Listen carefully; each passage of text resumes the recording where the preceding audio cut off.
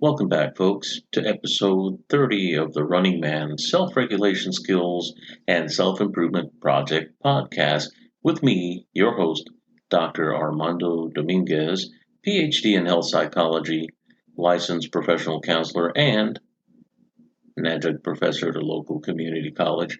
And I'm certainly glad to be reaching out again this week to talk about the shadow self, what we'll call the dark side, walking on the dark side and discussing the power of the dark side or the darker aspect of self, the shadow self that often gets shunned by our Western world because we tend to attribute to it negative, dark, and sometimes even evil tendencies that hinge on violence, death, and destruction.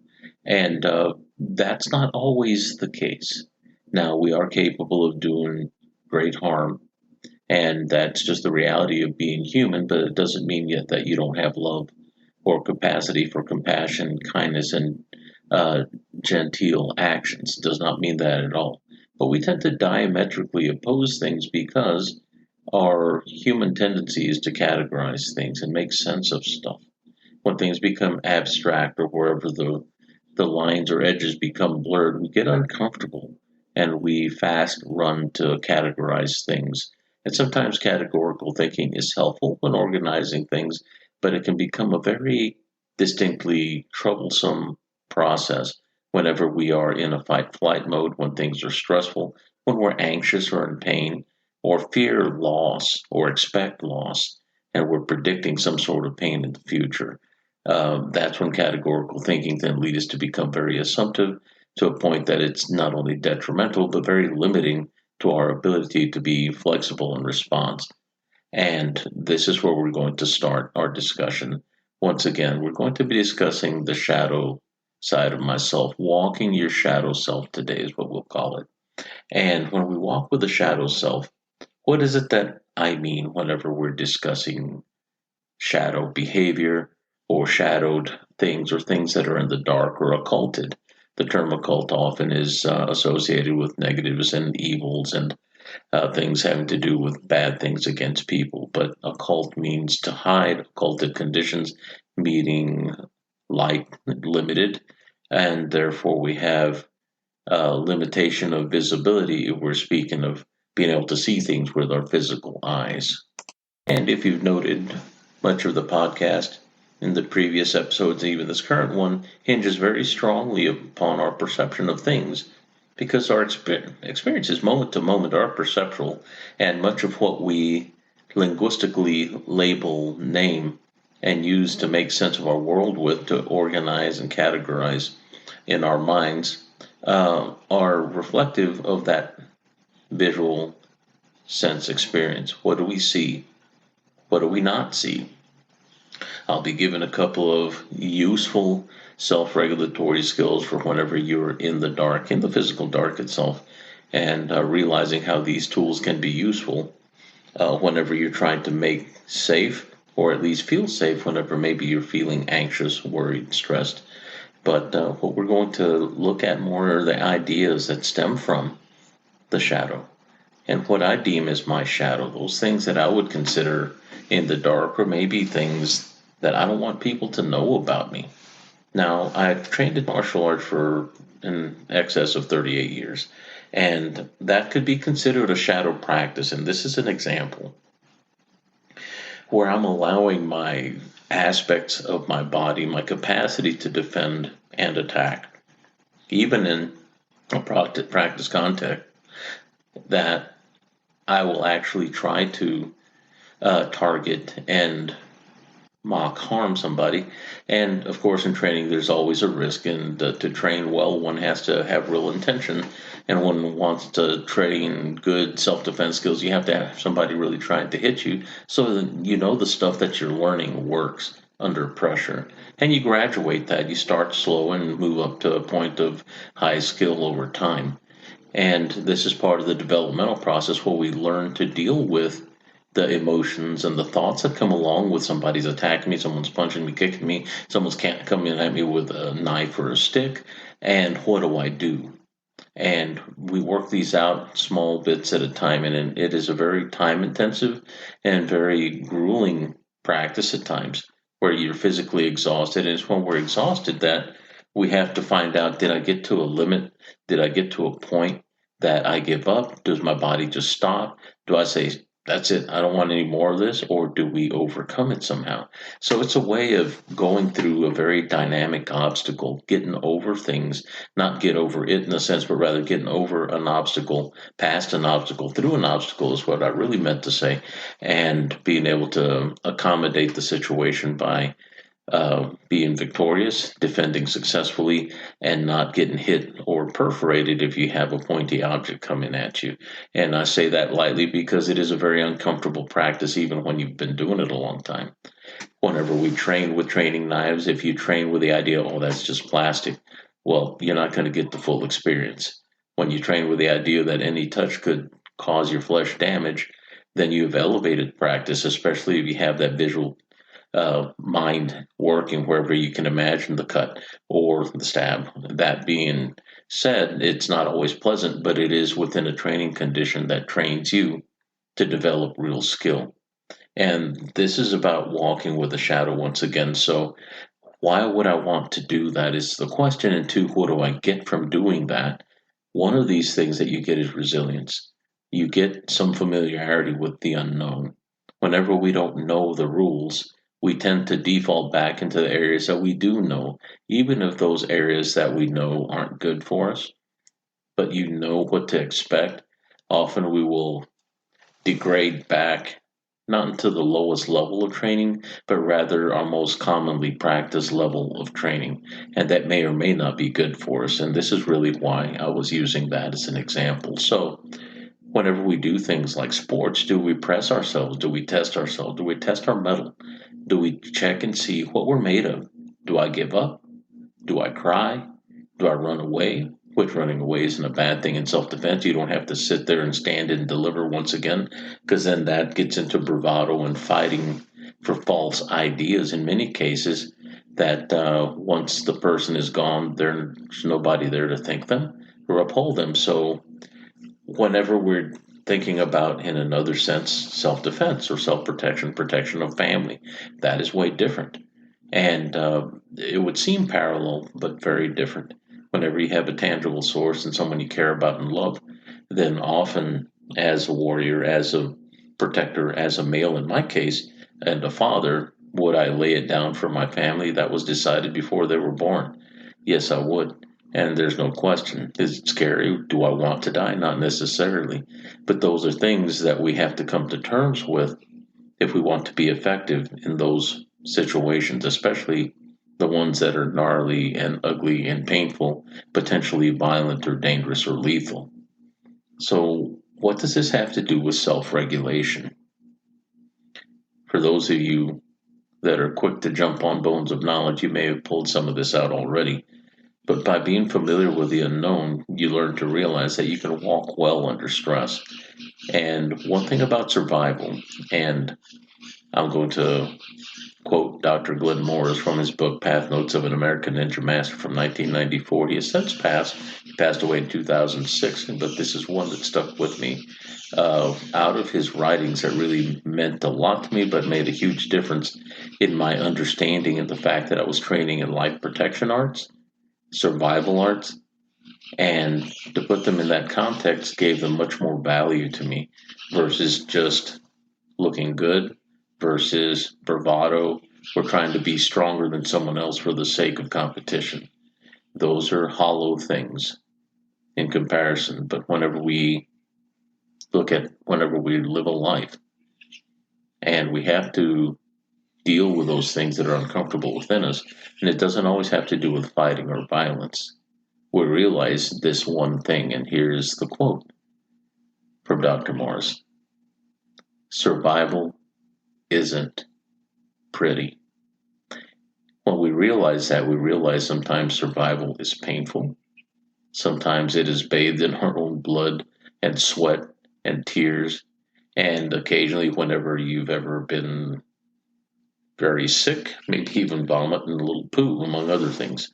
So What does that have to do with anything? One is that ego has nothing to do with it.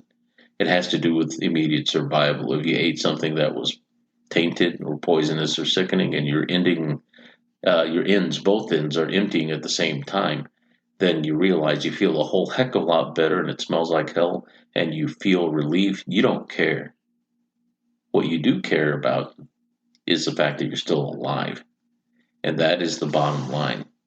So, from that perspective, why is walking with the shadow really important?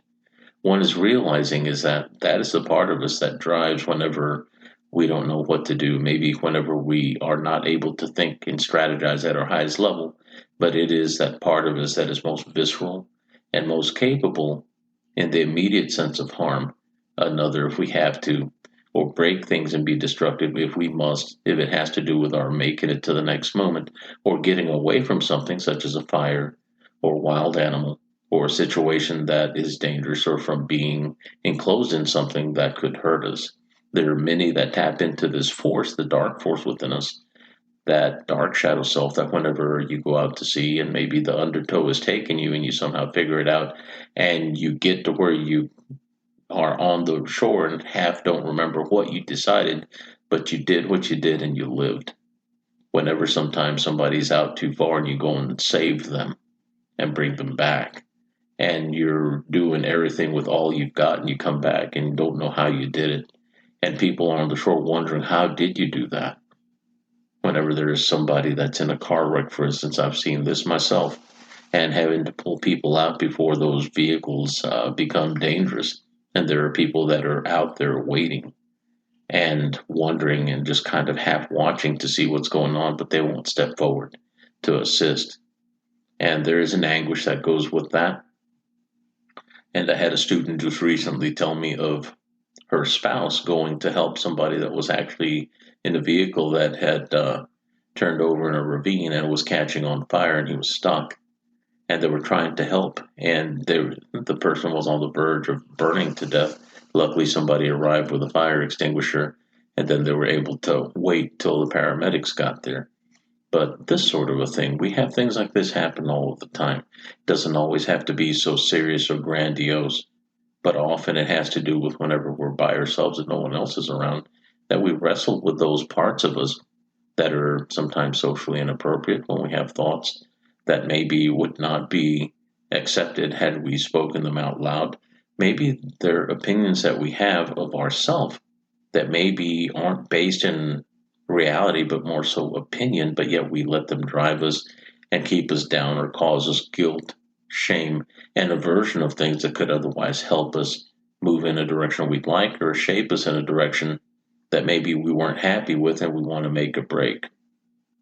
Whenever we hear the terms reinventing yourself, it's been thrown around rather handily by those people that are helping people get better, do better, and become more. I don't have a problem with the term, but I do encourage us to look deeply and realize that we're always in the process of growing, evolving ourselves. And in the scientific methodology, I'll use this as an example.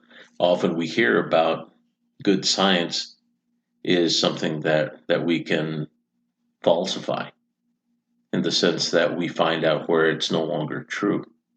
And the goal to good science is to find out, well, when doesn't it work? Does it work at all? Is that just a crap doctrine? We don't know until we test it. And by testing, we find out when something is falsifiable. And often it's an odd thing when people throw the baby out with the bathwater when they read science, not realizing that science is always and will always be built on the shoulders of giants, those that have done great things, that they have not arrived in the sense of perfection, but rather they've arrived at a place based on a foundation that creates growth and incites further study. And when someone can falsify information in the sense of science, wherever you disprove, that does not mean that everything that came before goes to zero, it was never any good, throw it away. Because if we think about, once again, the horse and buggy, that was really useful. And if we went off the grid and chose not to use fossil fuels anymore, could we still use a horse and buggy? Absolutely. totally useful. But is it useless? Was it falsified? No, it was just rendered something that was less effective than a vehicle that runs on gas, but still useful. So, in that sense, whenever we are reinventing ourselves, are we throwing away the old self? Not really. But our idea of the old self and maybe old behaviors are left behind. Yes. Are those bad things? Not at all. So, is that a shadow thing? Yes. Because often those things that we leave behind are things that aren't necessarily serving us to where we can achieve a peak capacity, especially if we're wanting to improve ourselves, our lives, our station in life, and our circumstance. There's nothing wrong with that.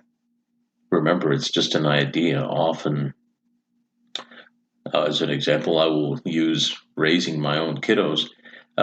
Being trained in traditional Chinese medical model, often I was using herbs for training and poultices, this sort of thing. And what was always fascinating to me is that some of the Chinese herbal formulas used cicada sloughs, the skin from the cicadas that are cast off. And here, where I live in West Texas, there are more months of high heat than we have of cool, and no real winters for the most part. But during the times we start having high heat and humidity, these creatures jump out of the ground after being in the ground 3 to 5 years. And my youngest called them special bugs. And what was funny is that he told me he was really averse to bugs when he was little, but I kind of showed him nature was okay, and for him to touch things like that was not bad, just to get him past and condition him to not fear things and to question and be willing to understand that we can't always go off into our high fear response. Like moms and aunties, they scream and oh, the bees in my hair, and run around looking the fool.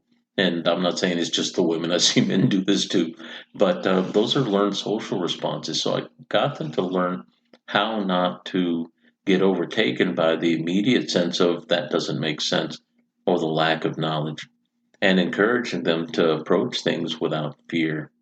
Now, what he said that was absolutely adorable was that they left their dirty clothes behind. If you look inside a cicada slough, it looks like a dirty old shell that has some little stringy ties in the center that look like something you'd see on a hospital gown.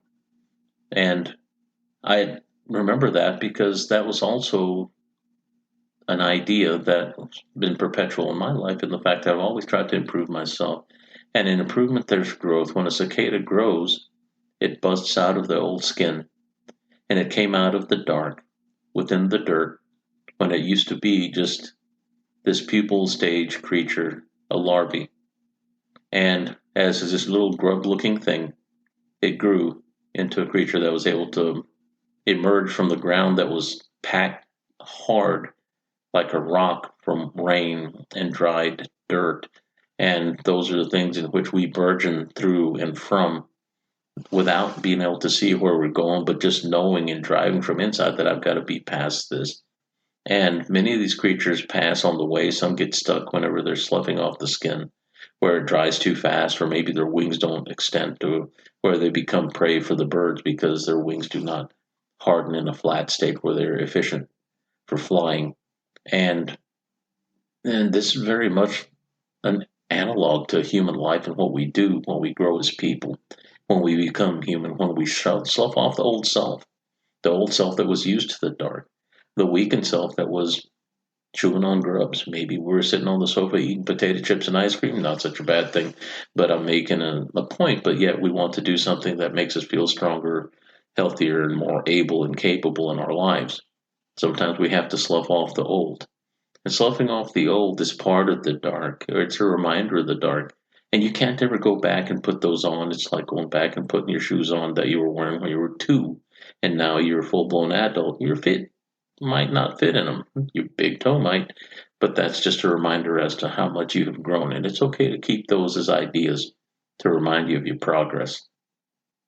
The problem is when we try to go back and relive it, not knowing or half expecting that we'll be able to get back to that sense of prior innocence or maybe even agnosia or lack of knowledge. And it's in our knowledge that we grow, physically we grow, emotionally grow, and also in our character, in our personality, we grow. We're no longer the same person we were years back. As a result of our experience, our eyes become more open. Sometimes we seek to open our eyes further because what we've been doing up until now is a rut. We've forgotten to look up and we've kind of grown complacent. And sometimes we love what we're doing to a point that we just want to do that, thinking that's all there is. And then we get disillusioned when we realize, well, that's not as fulfilling as I thought. And sometimes we may get stuck by obligation, catch 22 situations, social contracts, and we feel like we need to do more, we need to become more, but yet we're not able to because something's tying us down.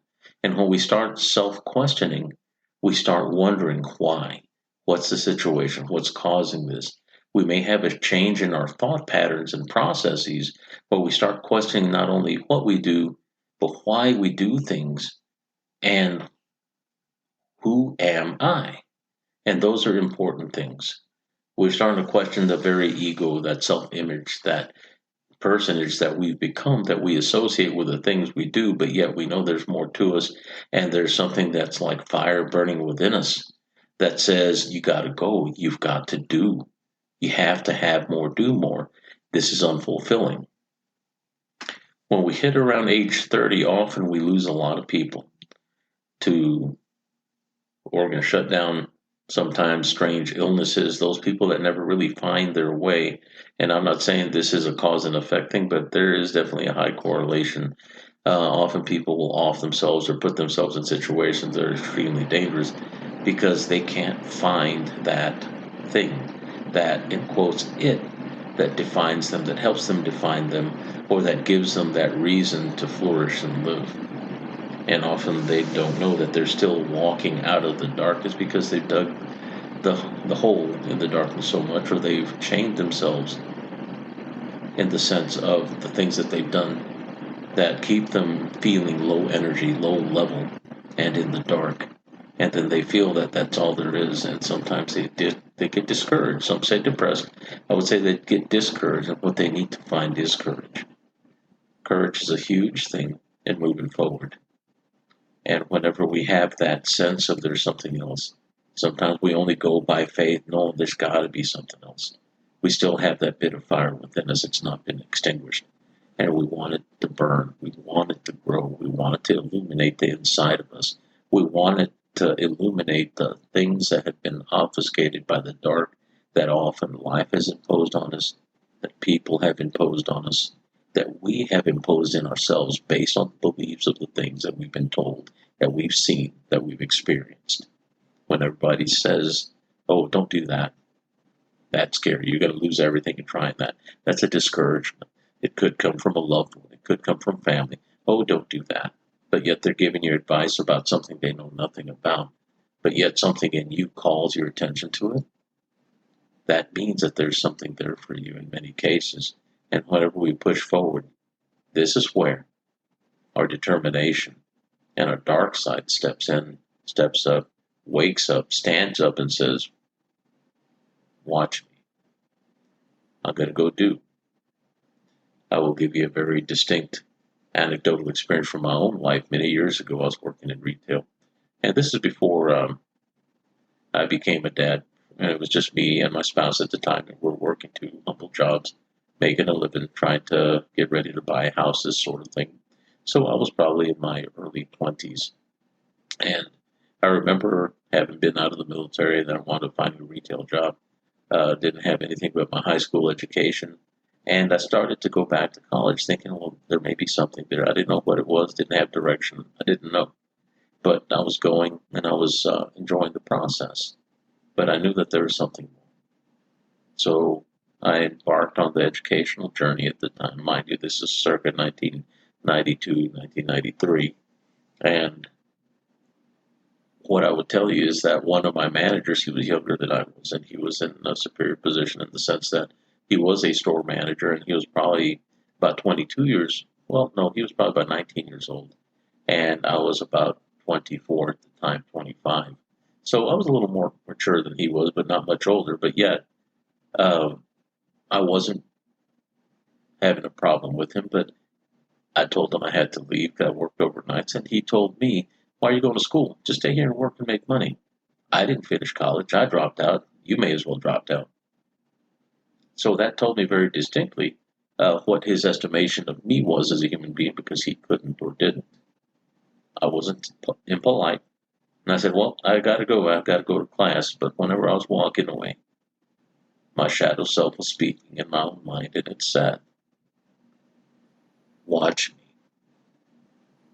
And I continued that way. Anytime that there was any kind of resistance or somebody not being supportive, and I wasn't looking for it, I didn't need a cheerleader or a rah-rah team behind me. I just knew that I was determined to move forward and find that something that I didn't have or that I didn't feel that I had in my life at the time. So I continued. And I would say that part and parcel to my parents' upbringing and my martial arts training as well, discipline and self-discipline worked well for me. And part of that was self-discipline. I'm not going to quit my opinion or what somebody else thought of me, but yet I'm going to continue to move forward and grow and seek that growth and embracing that dark self versus falling to the dark and just becoming less and trying less because it's hard out there or it's scary. I remember many times that I had tears in my eyes just from determination, not crying boo-hoo, my feelings are hurt, but just sheer will and drive and determination. And that desire to want to move forward is what got me to wherever I finished my education. Not that I'm not ever going to be learning anything else, but in the sense of formal education. And that has gotten me to places that otherwise I wouldn't have, especially as a parent. There are many lessons I learned about myself, the dark self. It had to do with how much I love my three sons that I'm very blessed to have, and also the people who are in my lives and how I'm willing to protect them. So walking the shadow self isn't always about the negative. It's not always about the bad or the destructive. But it does have a lot to do with dealing with those things, managing those things, and encouraging those things that are hidden in the dark that other people tell us maybe are shameful, aren't good for you, or maybe you shouldn't do, or those feelings that we get as a result of people's judgments that we gave too much weight to when they measured us from their own insecurities, their own projected insecurities and fears about themselves, but yet they threw them at us. My encouragement today is to love yourself and love the shadow that exists within you. It's not dark in the bad sense, it's not evil because it's obfuscated. It moves well in the dark as a result of it being a survival tool, and here is the self-regulatory skill for in the dark that I promised you. And whenever we were talking about using our peripheral vision is our night vision. If you're ever out in the dark, try not to hard focus your eyes like you're trying to bring things into focus, but just allow your eyes to relax and take all the information in, and you'll realize you'll see better, you'll take in more light, and you pick up more details to the edges and even to the front of you, just as long as there's not a light that is obstructing your vision or being pointed at your eyes. You'll be able to see well and navigate in the dark world without necessarily tripping as much as your friends may be if you're out in the woods, this sort of thing. A very useful tool. But that also calms your mind while you're there and allows you to perceive and take in that information as useful data so you can navigate the ground more effectively. So, that being said, I want to tell you thank you for your time. It's been really good speaking to you this evening. And follow, like, and share. Share this with people that you think may benefit from this. And if you have any comments or questions, send them to the email at runningmangetskillsproject@gmail. And once again, we'll talk to you soon. Walk in the dark. It's good for you. And above all, walk well.